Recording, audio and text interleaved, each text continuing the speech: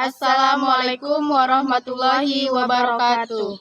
Kami dari kelompok 9 akan menjelaskan tentang Ijtihad. Saya Saidah Putri Melinda sebagai pemateri pertama dan saya Nova Adrani Syagian sebagai pemateri kedua. Baiklah, di sini saya sebagai pemateri pertama akan menjelaskan tentang ijtihad. Ijtihad ialah sendi Islam ketiga yang sesudah Al-Quran dan hadis. Menurut harfiah, ijtihad berasal dari kata ijtihada, artinya mencurahkan tenaga memeras pikiran, berusaha bersungguh-sungguh dan bekerja semaksimal mungkin. Adapun ijtihad secara umum adalah aktivitas untuk memperoleh pengetahuan hukum syara dari dalil terperinci dalam syariah.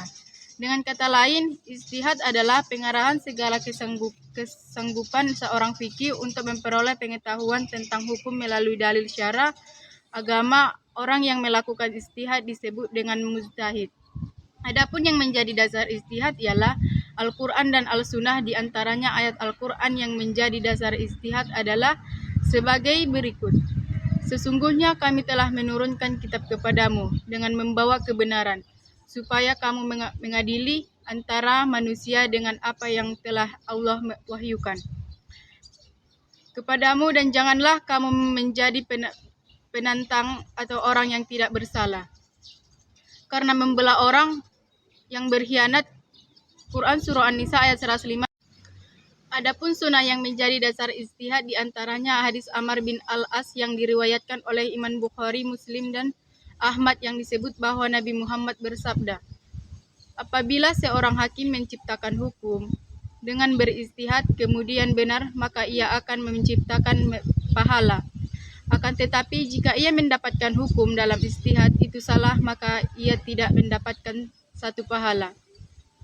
Syarat-syarat mujtahid yaitu yang pertama, menguasai ilmu bahasa Arab karena Al-Quran berbahasa Arab dan As-Sunnah diucapkan oleh Nabi dengan berbahasa Arab.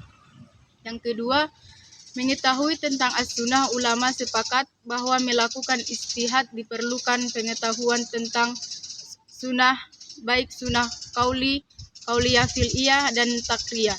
Yang ketiga, mengetahui tentang Al-Quran dan pengetahuan tentang nas dan masuk. Yang keempat, mengetahui masalah-masalah yang telah disepakati dan yang masih diperselisih. Yang keenam, mengetahui tentang tujuan ditetapkan hukum bagi manusia untuk dapat membawa kemaslahatan manusia. Yang ketujuh, niat dan itikad yang benar. Saya akan melanjutkan pemateri yang kedua, yaitu tentang lapangan ijtihad. Lapangan ijtihad adalah yang menjadi objek ijtihad, yaitu berupa menemukan hukum Islam dengan menggunakan nalar. Lapangan ijtihad bisa berupa nas yang zanni, nas yang qot'i, nas yang tidak ada. Hukum-hukum ijtihad. 1. Wajib ain, yaitu seorang yang ditanya tentang suatu masalah sedang ia tidak tahu masalah tersebut.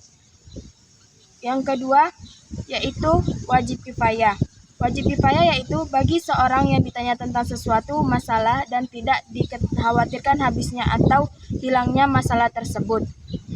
Yang ketiga, sunnah, yaitu ijtihad terhadap suatu masalah atau peristiwa yang belum terjadi, baik dinyatakan maupun tidak dinyatakan. Dan yang terakhir yaitu ijtihad Nabi Muhammad SAW.